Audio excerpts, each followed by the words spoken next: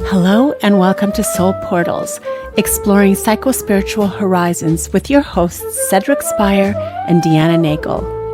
Cedric is an author and therapist who developed the interview guidance model and is a pathfinder in the psychospiritual realm. Deanna created the essential soul care model, a model suitable for therapists, coaches, and healers. The monthly episodes of Soul Portals feature guests sharing insights from their personal paths and professional practices. Thank you for tuning in for the Soul Talk with all kinds of trailblazing teachers and guides as Cedric, Deanna, and guests explore new evolutionary landscapes.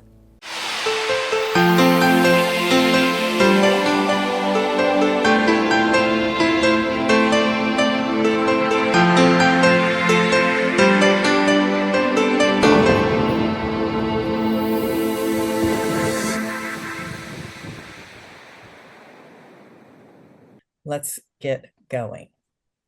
Okay, welcome to Soul Portals and this month's episode.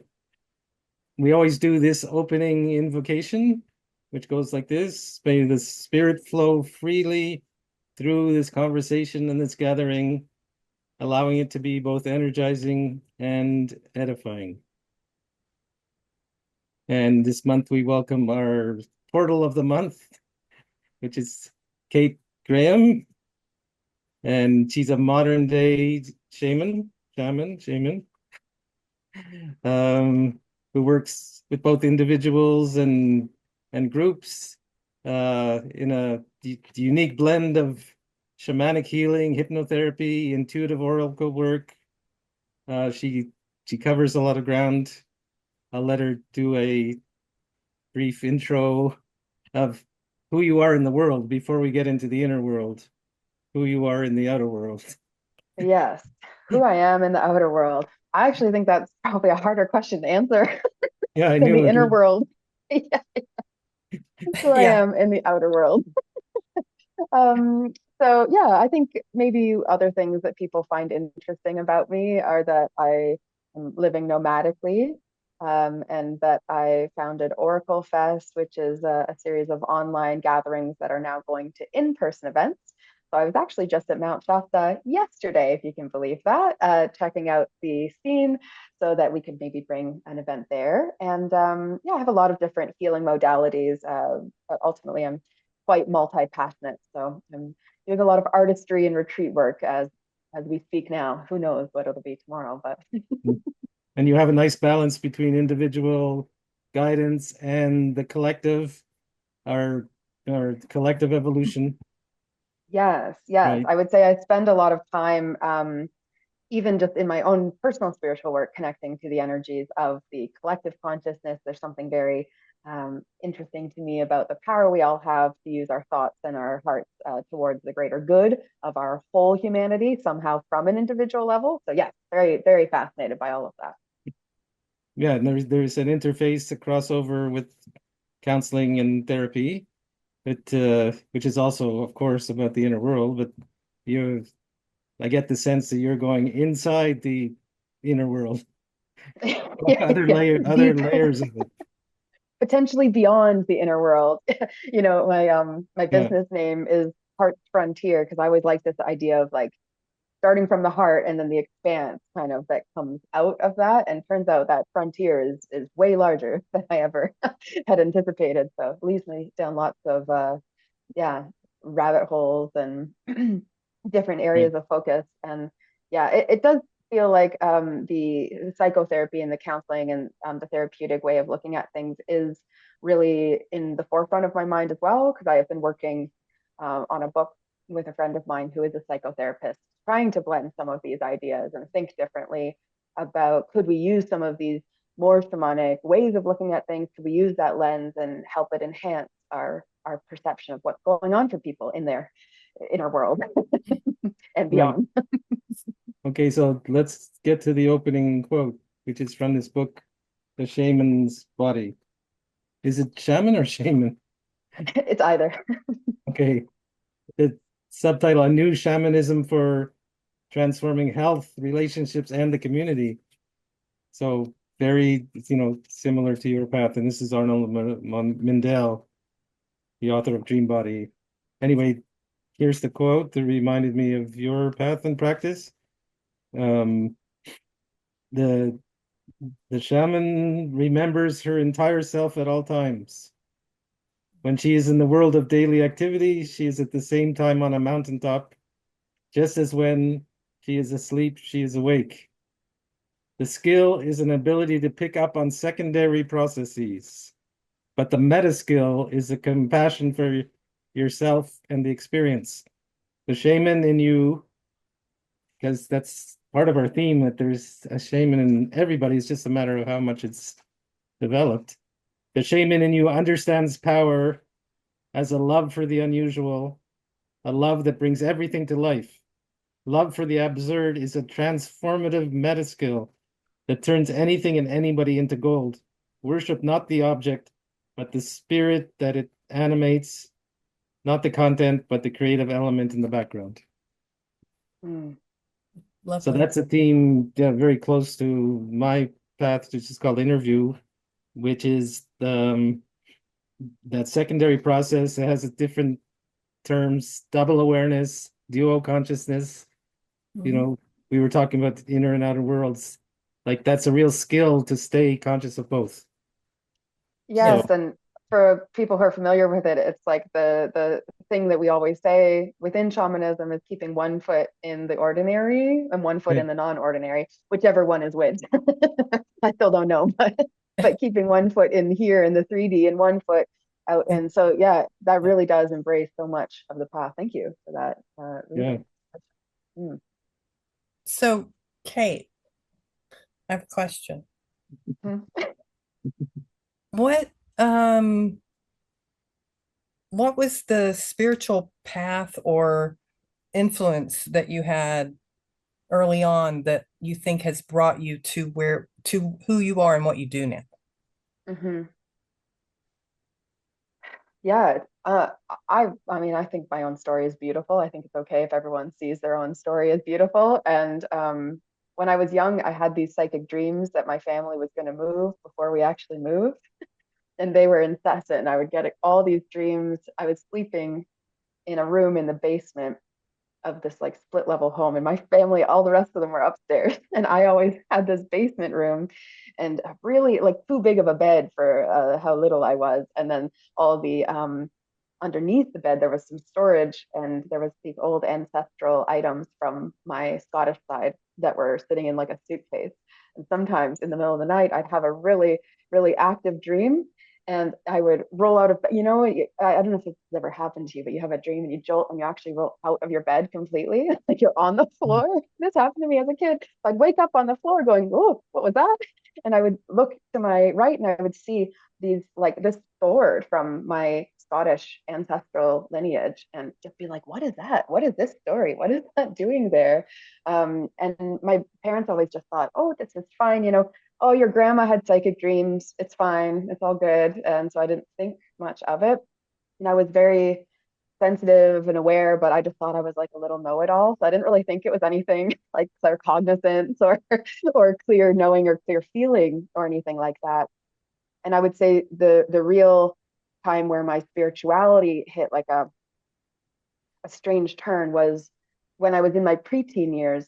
And I was in a gifted class, a bunch of know-it-all kids, and they were chastising me because I didn't swear. I was like a goody good, and so they didn't understand that too much, and they thought that it was because I was religious. I'd come from a Catholic school, but it was really just because I didn't think it was very mean. I didn't need to swear, and I didn't feel it. But I ended up really questioning myself because of how often people were questioning my beliefs, and looking at it. And in that time, I was getting bullied a lot, and so people didn't make sense to me anymore. Like people were so nice for a while, and then I thought, what on earth is going on? Like this reality is suddenly way more distasteful. I have to be in school for how long, and I have to listen to adults for how long, and all my peers are mean to me. That doesn't make any sense. Like I was really difficult to reconcile all of that. And I was questioning my beliefs, and going, why aren't there more women in the church? This is weird. And all these different things were coming up. And I went to all my different friends' churches to try and see what is it, what's going on with me. My parents never talked to me about any of that stuff. So it was like a real solo journey trying to just understand what was going on inside of me. And at that time in my puberty age, I had seizures. And I had these absent seizures, petit mal, that I would basically leave consciousness for 10 to 40 seconds at a time, and then come back and have to figure it out and just keep moving on with life. And it might happen a few times a day. And so I'd be in school, the teacher would be talking, I'd gap, I'd come back, and then suddenly I'm like, okay, I'll just start listening again. And you just stay in your chair and you keep going. But other scenarios, it really had me with, I would describe it as like an altered perception of reality, because I was somehow just trying to make sense of reality so often in my life, but at such a young age. And no one was really understanding the depth of what maybe I could have been feeling, but I kept feeling like time was being taken from me. Like it was just these, Were you right? conscious, like in those gaps? Nope, No. nope, no. And what's fascinating, that's so consciousness, really, the whole issue of this really hit me early on in life as something to think about. And what's fascinating is I was just telling this story last night, actually. One time I was playing, because I was playing this piano. I was playing piano, and it was a grand piano recital. So someone was adjudicating, this judge was sitting with a little light and scratching down notes for my playing. And while I played, I'd practiced this song so many times. While I played, I had a seizure because it was a stressful environment. Even though I was on medication, it was like, no, a seizure still has to pop through if you're that stressed. There's only so much medication can help with. And I was playing piano, and while I had the seizure, my fingers kept playing. And then when I came back, I watched them stop. And then I was very confused because suddenly there was these big lights and I'm on a grand piano, which was unusual. And so you're fuzzy in memory because that's an unfamiliar situation. But if I was in a familiar situation, I would just carry on because my brain was so used to it. Was like this comfort zone. So yeah, very interesting. And then I grew out of them at about age 13, and then over time came back to the spiritual path. But that was a really interesting time in my life, I think, for cracking open the how Yeah. do I feel, what's going on. Yeah. Yeah. Colin Wilson writes a lot about those stories where there's like these slippages where people are actually slipping into other times and places. Mm-hmm. That's Yeah. basically what ended up happening later when I got into shamanic work. It was known as, this is like your shamanic initiation. You were just leaving this world. You didn't come back with messages at the time because you didn't know how, and you were real stressed. And I also look at it, well, I was leaving this earth for moments at a time to protect me because it was really difficult for me to be in on earth at that time and feel all of that as a sensitive being. And so it was this healing protective move of my body to short circuit Yeah. me and break up my reality. Yeah. So what's also interesting is I have a similar, I didn't have the seizures. I did have some time gaps growing up. And I had the intuitive bit, and I was misunderstood and all of that. I think many of us who are intuitives have that. But it didn't lead me to necessarily a spiritual awakening. I stayed in the confines of the religious upbringing I was raised in. Mm, And so it's just interesting that paths can take us in so many different directions, similar paths, right? yes. Because it sounds like you found, and this is from my perspective, you found a much more expansive, open process for you to come into yourself. Well, let's be real here. It was much later when that was discovered. So the real timeline truly is, I knew I had to then get through high school and college or whatever else I was supposed to do, right? All of your conventional things. I did feel really bound by that, but I didn't want anyone worrying about me or stressing out. So I would like fake it, like pose it in, and people didn't know. I was still very much in inner turmoil. Very much so, trying to understand my place in the world or purpose or what means anything to me. Like it just seemed that I had such a beautiful way of looking at things as a child, and then of course as we grow older we start becoming more aware of how the world is in certain and it's hard to get back to that place of feeling. But I think I really was driven to that. But I had a much more serious, very tough time mentally when I was in college, because I was getting more psychic dreams again, telling me this time that I was going to do healing work. And so there was sort of these stages of, okay, here's how much you can handle now, here's how much you can handle now. So like at that time for you, Deanna, probably it wasn't okay for you to step completely away from the religious framework, because it was probably helpful and supportive in some way for you at that. Right. And I was Yeah. at your age that you are now, and I was still in that box. Yeah. Yeah. So Does it feel nice to be out of it though? I have a question, Yeah. Pete. With what you know now and all your gifts as a healer, your knowledge, wisdom, how would you coach that little Kate? How would you guide her? What would you tell her if she could Honestly, yeah, consult I you? love this. I was thinking about this recently, so this is great that we're chatting about this. So I did have one doctor who gave me a book, because she saw that I was stressed out by trying to understand what was happening among preteen social dynamics and friendships and things. They didn't really make much sense to me, what people were, or oh, all these crushes that boys had. Oh my gosh, that didn't make sense to me yet. I was just not there. And she gave me this book that actually, the movie Mean Girls is based off a nonfiction book called Queen Bees and Wannabes, about like a high school and all the different pods that the writer had noticed that exist and how people relate to each other. So I would say, like, A, that's helpful for just anyone who is going through bullying and trying to make sense of, how are people mean to me? They've been so nice to me because I've been a kid for so long, and suddenly my peers have turned, or there's something that is like a severe conflict, it feels like, for a child. We can often forget, oh yeah, that's kids. That's how kids are. Oh, they're just jealous. Blah, blah, blah. That stuff doesn't make sense to you as a kid. You can't just say, oh yeah, they're jealous. That really didn't make sense to me, that would be what was going on at all. That still only sort of makes sense. But what I would tell this young version of me is that, um, some people view what you're going through as a very special thing. And right now, it doesn't maybe make that much sense to you. But then I would sit with my little self and say, why don't we try journeying or daydreaming? And you tell me about what you're daydreaming about. Because daydreaming, nope, can't do that. That's you not looking focused, right? Mhm. Journeying, I wouldn't have even been familiar with the idea of someone drumming and me journeying to the non-ordinary. But I have a strong belief that we could have cut that time that I was experiencing seizures for a few years, maybe in half, if I got training for how to return to this earth, because it was real confusing every time to return to earth without knowing that anything had happened. It's like a vacation you didn't get any photos for, but you know you left, and you're only Right. at the airport and then at the airport again. And so it would be really cool to like have someone sit with me as a child and say, what if we did try, these different things? Um, and there's something as well about, the fact that I really felt quite alone in my religious and spiritual searching. So even though I went to, like, I don't know why my parents didn't question me on this, because I was like, I'm going to this person's church, and now this weekend I'm going to this other person's church. Yeah. Oh, I'm going to join that youth group. I'm just Yeah. going over here. And they're like, okay, yeah, Kate wants friends at church, I guess.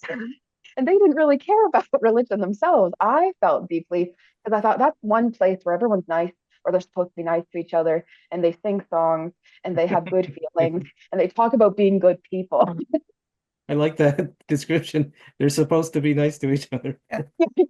I know that church groups not always is that the case, but for me, that was the appeal for me of going to churches. And I wish that, maybe an adult had just thought, well, this is curious. Why is this girl without parents or other influences deciding to do this? It would be really interesting if one of the pastors or something had just sat with me to say, hey, what's going on? What brings you here, right? But yeah, so I think something that my friends who have kids always notice about me is that I treat kids, children, teenagers as if they're humans and adults, and talk right on the level. And I really struggled to receive people who would talk to me on the level I was wanting to talk at when I was young. I think it caused me a lot of mental stress, and emotional, it probably led to that, the seizure disorder, just a whole mix of things being okay. That's quite a lot. So yeah, I would talk to little Kate about how to come back. And So really share that value of not talking down to kids, and Mhm. like really on the Yeah. level as equals, all that. And it's amazing when you do that, how they respond to it. Yeah. Yeah, Yeah, exactly. Exactly. I Yeah. can remember being told, now we're having adult conversations. right. Adult conversation. Like, okay, I understand it. Like, Yeah, why can't I be in the exactly. room? What does that mean, an adult conversation? Exactly. And you know what? Like, I do think that there's certain conversations that a kid shouldn't have to be around that. So maybe there is something like what an adult conversation is. But I would say, I want you not to have to worry about what we're talking about here. It's really nothing to do with you. And so would you mind going to another space, right? Like as a thing, because it's more like we have something to talk about that's just between us here. Or it's like more it's a private conversation rather than like adult. Like you don't get allowed that Right. being allowed to do And things is probably my biggest. vice versa, because there's things that kids want to know from the adult world, Yeah. that to engage with them. My big one was death, like at the age of 12, like I was really grappling with death, like I'm here and then I'm not going to be here. And I was Mhm. really stretching to understand it. And then I would go around asking the adults and, of course, very funny answers, beginning with, oh, we as adults, we don't think about that. Oh, interesting. You don't Like that think was one about of the it. answers. That Oh, was one of the answers. Like that's we don't think about fascinating. it, you know. Whereas I was thinking deeply about it, I needed someone to talk to. Yeah. Yeah. Yeah, Oh, Cedric, I share that and I didn't even mention it, but that was me at 5 years old, if you can believe that. yeah. I was just learning to read I and I can thought, believe huh, this whole death thing, why aren't we talking about death more? How it. come no one else is as concerned as I am about the fact that we're all going to die? I would every day I'd go to sleep and I'd be thinking about it before I go to sleep, trying to, Right. see your private time, trying to think it out. And I would ask my parents about it, and they were like, "Oh, Kate, we don't need to think about that right now." And I said, "Well, I am. I don't know why you're not, but I am." And But I that said, "It's ties so sad." directly into your ancestral work, right? Yes, Yeah. I mean, yes, that's like absolutely. a direct link to shamanism and, depending on how you practice shamanic rituals, the underworld, all of that. Yeah, And and so well, now I do psychopomp, which is like I do too. right, and that isn't that exactly what you want? Is like, hey, there's better ways we could look at this whole death thing. And now I And have this amazing art process in my mind of walking people through my shamanic view of what happens in the stage of dying towards crossing over, and that there's one of the stages is always sticks in my mind so beautifully. It's like writing out the words unsaid. So all the things in our lifetime that we hadn't said we have that's this that's, long that's great. parchment scroll, and I just see everyone sitting in desks, and there's this one person who's who had not spoken, and they were mute in their life, and they were from like the Middle Ages, and they're still writing because they didn't say anything their whole life, and I always think, oh, that's kind of charming. Can you say what psychopomp is for our audience Yes, who don't know that? yeah. Yeah, psychopomp, in the way that I practice is the idea of going into the non-ordinary realm. It feels like a middle realm journey because it's the Mhm. land of here, but not quite here, the Alice in Wonderland version of our Yep. 3D reality. And so, what I do is I venture out to the world and I say, where do I need to go today? And it will take me somewhere where there's some soul who has not yet transitioned over to the light. And so what I will do is I will meet them where they are, figure out maybe the best way of helping or supporting them in understanding this is what's next, and helping that be calm. And then I help them, deliver them up to the light, in order to relieve some of the burdens that are just lingering around this world. And so it is Mm. beautiful work. I don't do it for people, but just for myself whenever I can. And often right now, I'm taken to places that have a lot to do with the healing work I'm meant to do here on Earth. So I'm taken to mental health institutions of the past where people were locked up. And then I'm also taken to Madagascar and I'm helping with orphans and children who have been left behind there. You're And talking, so it's very are you talking literally or etherically, you mean? etherically. I have not been to Madagascar physically yet. Okay. So Because the because the I could, other yeah, I go could ahead. see just one little thing. I could see you actually going into mental hospitals when at some point in the future that there's a real openness to that, to working in them, on the wards. This is what's very, very very much in my focus, what I'm writing the book about, because I think we're due for a new look at reality and how we see reality. And from the psychotherapy lens, we've often been trying to bring people to a reality that makes sense for the structures that we've been working with that are our perceived safety at the time. So that would be more of the black and white, tangible world. Hey, you can't be seeing anything that isn't here, right? We got to bring you back to the here. Well, do we, or could we embrace some aspects of a larger version of reality that might bring them more peace and not be so stressed out about getting it wrong in the black and white 3D tangible reality? And so my hope is that by thinking of all these different versions of our reality, like the reality of death, the reality of life itself, right, would be one that you and I, you at 12, me at 5, thank goodness. But what about the person who's in their 40s, 50s, and everything has been figured out in their life, and then suddenly that starts to change their perception of reality? Maybe they lose a parent and their version of reality has shifted in some way. Well, do we want them to go back to where they came from? Probably not. It's actually scary. Why did I have seizures? I was trying to leave this world, not come back to this world, right? It was uncomfortable for me to be in this world. So yeah, I do think a lot about that. And that really lines up therapeutically too, because it's the purpose of symptoms, right? That's like Jung on a deep level, and Adler emphasize the purpose of it's more than the cause of symptoms, the purpose of symptoms. Yeah, what are they there for? Yeah. So I just want to put a tiny little spin on psychopomp work. I've come to know it as similar to being a death doula, except it's after the fact. Yeah, right? You don't help them while they're still here. Okay, I want to bring this to the theme of the podcast today. So, how does everything we just talked about, who you are, how you came to be, how you came to do what you do, how does that impact the healing of the collective?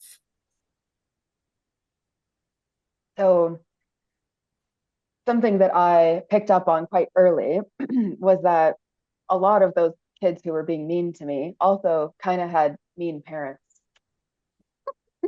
No kidding. And I didn't love the vibe that was the life they had, because my parents were real nice to me. And so I just it didn't make sense to me. So when I started doing my own ancestral healing work, I realized how much of who I am has been influenced by those who came before me in such a beautiful way and in such a tragic way as well. One of the things that I've done is, and I encourage anyone to do this, if you can just put on some music and really, really let yourself feel all parts of this in your body, is to stand in a room and then take a step backwards to the left and step into the steps of the feet of your mother, and then step backwards into the feet of her mother, and on and on. And what I experienced when I did that, both on my matrilineal line and my patrilineal line, on my mother's side, what I felt was like so many imbalances. And they weren't trying to be imbalanced, but I felt, oh, a hip issue. And my mom, I felt like, woof, I'm just going to fall over. She has multiple sclerosis, so she doesn't have great balance, to be fair. And as I kept stepping backwards, there was only one of those great grandmother energies that didn't have that imbalance. And it happened to be one who's actually communicated with me many times. And when I think about the idea that all of us have these patterns that have somehow just been carried in our DNA and passed down, we also have this powerful awareness nowadays that the heart and the brain have like a certain transference of, if we're sitting with someone, there's actually a communication that's going on. When I think about that, and I think about the power of all of us using our hearts and our brains for healing, we are healing all those generational traumas way faster when we're using the power of community.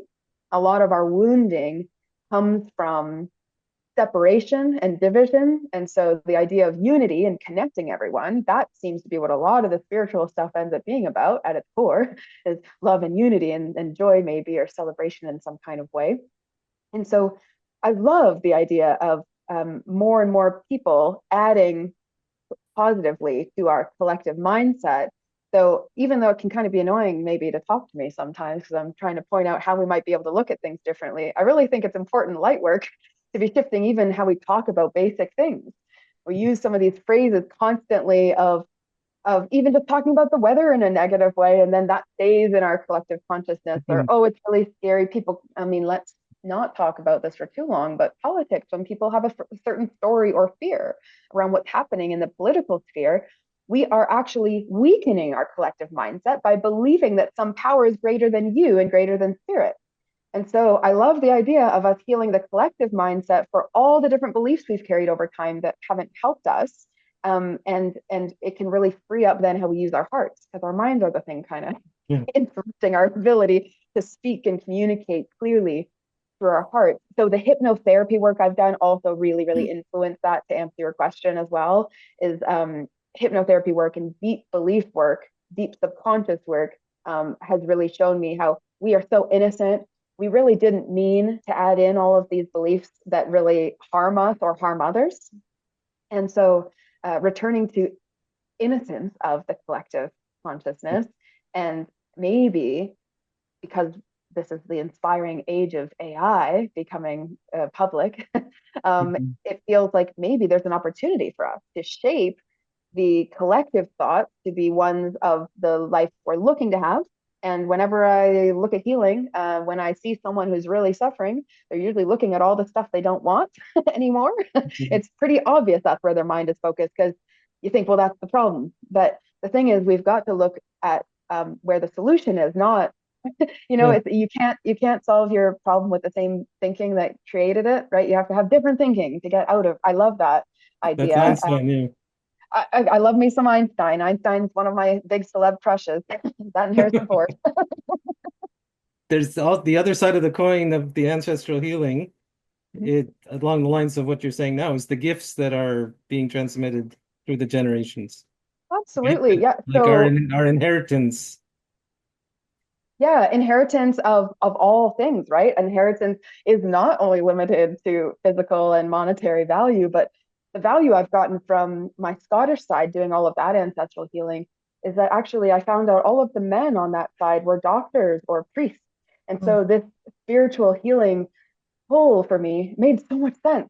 It never made sense because none of the people I know here on earth from my family really care about that. It was strange to me. Well, where did this come from? Where do I come from? Right. And so I'm using one of the ancestors of my clan, his poetry, into songs. And so this part of me is very connected to the Stoic spiritual way. And now I'm going to the Netherlands this year to connect with the mom side, and mom's side, very creative, artistic. And this is the year I'm stepping into my own artistry more fully and claiming and owning that. That's amazing, the healing that can come when we connect to those who aren't here and heal some of those relationships as well.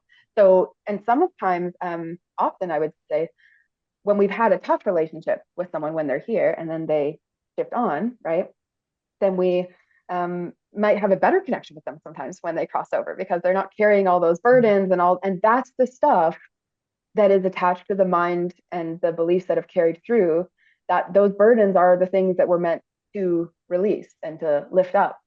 And when I think about how many people have lost faith in humanity, I also think it's important to recognize there's a lot of people who have a lot of faith in humanity and put that energy forward. And so another great Einstein one is that even though he was very intelligent, he was also incredibly depressed, because to know more is to be sadder about all that you know, right, in some way.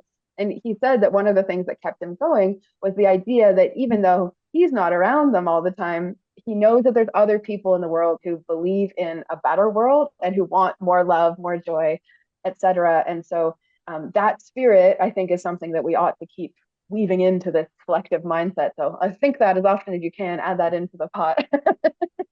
And it's about, I think we're going into this age of Aquarius in a way where we're noticing that thoughts become things way faster. And what we think about someone suddenly kind of comes back at us in a bit more of a rapid fashion than it used to, because I think as a collective, what it feels like is that we are raising up into understanding more of what is possible with our minds, with our brains. Very big power energy houses. And so I feel passionately about hoping that we keep some of the wholesome heart-based ways of living as important for our mind is getting to us to this place, not to some outer, level of achievement or something like that. What are we working towards collectively would be a really good question for everyone to ask themselves. What do you want to work towards as a collective with all of humanity? On the individual level, James Redfield, the Celestine Prophecy. So one chapter, probably more in the workbook, is about look at your parents and the main gift of your father and main gift of your mother, and then the way you synergize those, the way you put them together, those two gifts, the union, and then take it further. Absolutely. Absolutely. Yeah. And taking it further for all of us looks like our individual path expressing who we are more fully. So it seems like, often when people are stressed about something that's going on in the world, they're stressed because they feel powerless, right? So you find out about this atrocity, take war, for example, you find out about war and it hits your heart if you're lucky, right? If you can have that kind of feeling, because it's challenging to feel all the density and the suffering of the world. And it's difficult to actually allow ourselves to even empathize fully because it's hard to fathom actually how much the scale, and think of how many people in the world can't afford to eat, right? That's hard to imagine because it's such a hard thing to embrace in our feeling place. To really feel into that is really difficult. And so on an individual level, we are actually only able to do however much you're able to do with any 24-hour period with your physical body. And so it's like, what issues are closest to your heart that you can feel that then therefore you're able to be, helping in some way. Deanna, when you practice this psychopump work, it's not like you get a letter from the family who's behind saying, "Oh, thanks for that. We know that you sent him up to the upper, like to the light." Actually, that has happened with me. Did it? Oh my That's gosh. how I've gotten into it, because people would come to me. Okay, Which so is another story. They but came saying, okay, so that's different because they searched you out and then you go for the search. That's beautiful, right? But when I do it, I don't know, because these people have maybe been around for a long time, and so no one's looking out for them. And so it's kind of like this strange cleanup process of the spiritual world or something that I'm doing. And I'm not really, I share it now just out of interest, but I don't really talk about every time I do it. I don't go say, "Oh, this happened to me yesterday," and da da da da da. It's more like, I just know this is right because it really hurts my heart to think that there's so many people who are hanging around and their souls wish to be free. So we go and take that time, right? But I know that there's only certain issues about the world that I am meant to be a key part of the solution for. And I take that in as, okay, this is what I feel the most passionately about. But really, the whole thing about me helping the world is really just a personal expansion. It's an individual healing because that feeling is with me and I want it to be better, which means I need to do something in the world or feel through whatever it is. So this Madagascar vision, every time it came for me, I would just be in tears for like 6 months. And I went, well, I don't really want to go do this. This is too much. It's a lot of work. I don't even know what I'm doing. I'm not sure I'm the gal for that. I got a lot of other things on the go, Spirit. Why are you making me do this one? And over time, it just tugged and tugged and tugged so incessantly that I went, well, if this feeling's got to be with me, what does it want me to do? Right? What's the purpose of that feeling being with me? And the purpose is, Kate, you are meant to go. We're trying to tell you this whole time. We're showing you visions of you going because you're supposed to go, right? Same with the mental health institutions, that there's something that sits with me so heavily and shows up so often, and you'll see it. You notice it, you watch a movie or something and it hits you way more than other people. That's part of your thing to feel through or be a part of in some kind of way. Yeah. And even if your own family is dysfunctional and your community is off the rails, in some really, negative state, there's still an intention there, right? An intention that you, by virtue of being here, can pick up, and then take it in a better direction. So in fact, that's what like the grace of it is. Like the worst dysfunctional family, you can flip the coin. You learn from that. Yeah, they say we choose our family as our teachers, right? Yeah. So Like what we don't want, and then what do we want, and then get to work on what we do want. To that point, Cedric, what you said about Celestine prophecy and Yeah. taking the goodness from your mother, the goodness from your father, whatever those gifts are, and taking it and the synergy. So when you said that, what I envision is the light of my mother, the light of my father coming together in this synergistic ball of an even bigger, brighter light. Mm. And if we all do that, the light gets bigger and brighter and bigger and brighter. And it already is, which is the coolest thing, right? Like this is cool. Okay. People think the world is doomed and society is doomed, right? Because they think, oh my gosh, we've just grown too far, we've done too much, and oh, we're destroying everything. Isn't it so amazing how much has been created? And isn't it so beautiful that every single generation has healed from the past generation? It takes us a long time, but it's faster and faster now that we have more information. So the power is really in our hands. We can actually do so much more than we're giving ourselves credit for when you look at us as a collective, right? So there's this whole thing about like, where is our power coming from? And the ancient Celts actually believed that as you were walking, you would cover 3 times as much land if you walked in unison. So left, right, they all do together, stomp, stomp, stomp. And they believed and they would see that they cover 3 times as much ground if they do it together. Whereas they're left, right, they're kind of going all around and maybe everyone's scattered and Joe starts talking to Amy over here and then you don't actually have togetherness. You're not necessarily going towards the same focus goal. And so my thought would be that our subconscious of the whole humanity right now is holding our keys for how we grow and evolve. And it's the people who are really passionate about doing what their individual soul work is that are helping that speed up, right? And so I think how great we could all return to our hearts more deeply if we chose to put that energy and power towards it. And there's so many people out in the world who are working towards that mission right now. So next time, anyone who's listening to this, anytime you hear someone who's talking about how the world is so awful, right? Think about this idea of that's the thought you're adding into our collective conscious and subconscious beliefs.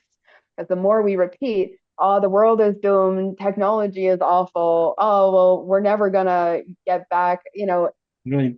the more we look for ways that that's true. But we're still here, right? Right. We're here now. So do you want to sit with a whole bunch of sadness or do you want to do something with it? There's an amazing, there's an amazing quote by Sasha Sagan, who's the daughter of the great astronomer. And just I called it up here because it's so much on what you just said. So Carl Sagan, who has that great video about the pale blue dot. Anyway, she says, no matter what the universe has in store, it cannot take away from the fact that you were born. You'll have some joy and some pain and all the other experiences that make up what it's like to be a tiny part of a grand cosmos. No matter what happens next, you are here, you are here. And even when any record of our individual lives is lost to the ages, that won't detract from the fact that we lived, we were part of the enormity, all the great and terrible parts of being alive, the shocking, sublime beauty and heartbreak, the monotony, the interior thoughts, the shared pain and pleasure. It really happened, all of it, on this little world that orbits a yellow star out in the great vastness, and that alone is cause for celebration. It is cause for celebration. I love that. Yeah. Yeah. So I want to get this in because we're talking about the collective. And I kind of know the backstory a little bit, but I'd like for the audience to know the backstory of how you envisioned and came to create Oracle Fest. That's a great segue. So because we're all just little dots in the universe, and all these dots came together. So, oh my gosh, it really still blows my mind. Even you saying that, it's like I have chills just thinking about how much it continues to come together. It's a good sign for humanity that people care about this and it has energy. So, I was feeling as though there was some purpose that was calling for me that I wasn't quite clear on, and so I sat down to do a shamanic journey saying, I feel like I'm getting all these kind of random signs, but I'm not exactly sure what you're pointing me towards. Can you show me about my vocation, my work or something? And I'm do in my little non-ordinary. Things are normal. Where am I going to go today? One of these other familiar places? Nope, she's taken in a wormhole out to some place, some distant star or planet, and I'm sitting there on this land on a cold stone chair, and there's just destruction all around me and all these like dark craters and things, and I'm confused as to what I'm doing there. And suddenly I'm noticing some of the people I know are down on this beautiful like pool. It's all people I've already worked with, and they're all happy. Hey, what's up, Kate? I go, what am I so upset about here? I'm sitting here alone. What am I, I'm looking over at all these craters and going, what can I even build? What can I even do? There's some sort of like forlornness. And I start going down to see the people, and I realize we're actually on top of a very large mountain. And so this very large mountain was holding some sort of power for all of us. And it was like, yeah, it was like there's more to come. And I heard and saw people just starting on the horizon to like start approaching. And the next vision I had, that was it for the first vision. I went, okay, don't really know what that's all about. The next vision I came to, I had a conch shell in my hand, and I made the sound, and as the conch shell had resonated out to everyone, more and more people came, and I started seeing, oh my gosh, they also have like horses and oxen and provisions and wagons, and they're all packed, and there's so many of them, and actually they're coming from all sides. And I went, I'm not sure what I need to prepare for, but I guess we got to start preparing. And I looked over to my right, and people had started coming up the mountain to try and shift things around, and they went, oh my gosh, it's so much gold here. And I looked, and as the sunlight started to hit all these craters that I thought were dark and destruction, and there was like a throne that sat next to me that was just destroyed, the rubble of what I believed my career choices of all the endings that I'd experienced were leading up to. I looked at it like it was rubble. And in fact, it was gold. It was leading me all toward this next vision. And over time, I kept going back to this place, this mountain, and I began to understand it was Oracle Mountain. All the people who are coming up are people who have embraced and empowered their own inner Oracle. And then we all meet as peers and we talk about what we see on the world below, much like we're doing here. And so I do these Oracle Mountain chats, and I started holding Oracle Fest because I believe that we need to be experiencing with each other and recognizing all of these different teachers who do know a lot from their life and their stories and a variety of things. So we have like starseed folks, and we've got animal spirit folks. We have Deanna was there talking about essential oils as the oracle, which is very near and dear to my heart as an aromatherapist as well. And then we had mediumship, basically anything. So it's like a marketplace or festival for people to dip their toe in. Perhaps their next doorway is one of these many, many things. And so it's like, could I just present a whole bunch of doors to people, and then we all have fun seeing which ones we feel like walking through. And then over time, really, these visions have continued to inform what it is I do within Oracle Fest. So within 3 months of putting it together, we had 28 speakers, one of whom I'm actually at his house right now, Dr. Stephen Farmer, who meant so much to me because I'd carried his book for years.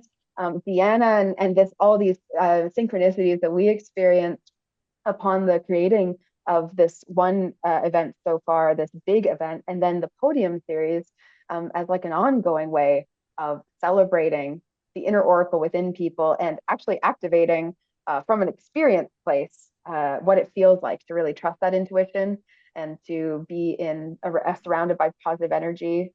Such a beautiful thing. We have the ability to meet online because there's lots of people in random parts of the world who are just longing to know about, just like the Einstein, it's like all of these people are towards the same kind of towards the same ideas. And one of the things that was very clear was that I was going to need to hold a global healing ceremony. And the global healing ceremony was for all of those of us who were there live to hold in our hearts whatever it is that is affecting us. For me, partly the Madagascar climate and condition. And so I send some positive healing energy supported by everyone there. And I really felt, oh my gosh, we can do so much more because I have all this support. They don't have to send things to Madagascar. I'm charged with that one right now. right? But I'm supported by all of what I felt was everyone working towards a similar goal of improving the world, making the world a better place. I thought and energy and intention just where you are right now. And I want that to expand more and more. So online and also in person events. So that's my dream is to create more physical and virtual spaces where people can connect to these same ideas of everything we're talking. What shape the global healing, is that a event? Is that can be like one of those days like that can be truly global? Yeah, so the global healing ceremony, I always I have Scout here, a big dog lover. So I have the idea that we would do global healing ceremonies both online and also in person, but also other things. Like I have this zany idea that I hope happens one day, which is like a whole bunch of people holding hands, but a surprisingly large number of people holding hands for some purpose and passing an idea through all of us, like physically. I think the world is starting to get ready for more of those in-person things. I also really would love the idea of sharing more cinematically because I took film. Talk about how your life just points you in the direction you're meant to go. I studied film in post-secondary. And so what I did in that time was think, oh my gosh, I'm never going to use that again. And now I think, oh my gosh, I can actually use the film skills to help more people see how healing works, get exposed. Because when you see more and more transition, transformation, and changes happen, you do believe in it because seeing is believing for a lot of us. So trying to bring more healing, the power of how we use our thought and energy together in a cinematic way as well. That's in my mind. But if you're thinking big, which you are, then what I'm thinking is a global healing, like like Earth Day, right? Earth Day, it's supposed to be so global healing day we'll do where many of those. yeah, I love that idea. one day that catches on to the mainstream. I want to give as such, right? Absolutely. I want to give anybody here that wants to ask, because we're wrapping up. So anybody that might have a question, this is the time to ask. Not to interrupt the conversation, but just wanted to give the audience the opportunity. My last question is, you're so multi-modal. It's hard to keep up with you because you're so you cover you have a lot of scope. So do you have a credo that encompasses all? Like, I do struggle with an all-encompassing because and I change day by day. I think that's like the feminine way. I'm 30 people in one day and then 50 the next. I think something that I really do enjoy is what's done in love is done well. If I can simply bring things back to love and know that I'm acting out of love. If I'm doing something, it's out of love. I love the idea of taking inspired action. That guides me a lot. That I act as inspired and I don't act where interesting. I was talking about having a larger partnership with one of these bigger companies, and I'm not sure about that. I'm not sure if it would ruin things. Would it ruin the creative integrity? I don't know. I was just kind of like debating, waffling, and Doc Steven says, "Why don't you just try for a second, imagining as if that whole thing came all true? How do you feel?" And I was like, "Oh, that's great. Oh, great, good stuff. Hey, big partnership. Sounds good." And then it was like, okay, what if you not play it small, but what if you keep it at that different level? And then I immediately felt like something had just punched me in the gut, and like it was really tight, and I was keeping myself small. I was maybe like sitting like this or something. It was so drastic, the difference. I thought, why am I even debating? My body told me exactly, what it's wanting, what we're wanting to do. So inspired action, because that one made me feel inspired and the other one made me feel tired and conflicted and small, right? So if you feel inspired, and then inspired action, I think we need more art, we need more celebration, we need more joy and more love, and usually that's from some inspired place, right? Poetry, you're inspired, you have this little moment and kind of comes upon you. So yeah, what's done in love is done well. And that's a good credo. What's done in love is done well. Yeah, and you're using your body as the pendulum. That too. Yeah, exactly. Oh, I also, what I say often? I always say, it's only obvious once it is. Because so much of the time we're stressing out trying to figure things out before it's the time. And then as soon as it's time, it's already figured out. You don't really have to think, alignment is obvious. It's obvious when it is. Yeah. Yeah, my credo comes from a little poem. It's an excerpt. And it goes, you have a blue guitar. You don't play things as they are. And then the answer is things as they are changed on the blue guitar. I like it. I like it. That's mine. We like to ask our guests, when you help or guide people, are you a lamp, a lifeboat, or a ladder? It's so wild. I did a breathwork session yesterday where I was a boat. So I feel like I'm inclined to only answer the lifeboat, only because yesterday I really did feel first I was in the boat and then I jumped out. And then later on in the breathwork session, I became the boat. Right. So I'd like to think lifeboat. I'm kind of a journeyer gal. I'm sort of like a voyager. I Right. wouldn't just stay plugged in somewhere. I'm not very good as a lamp. And a ladder, you're not Probably, hierarchical, so it's not a yeah, ladder. not so much a let's get up there. I'm more so let's journey together or yeah, and I really do talk about deep waters a lot. So I'm gonna say the boat. Right. Good Good answer. answer, because a lot of people try to say, well, I'm all three, at different times.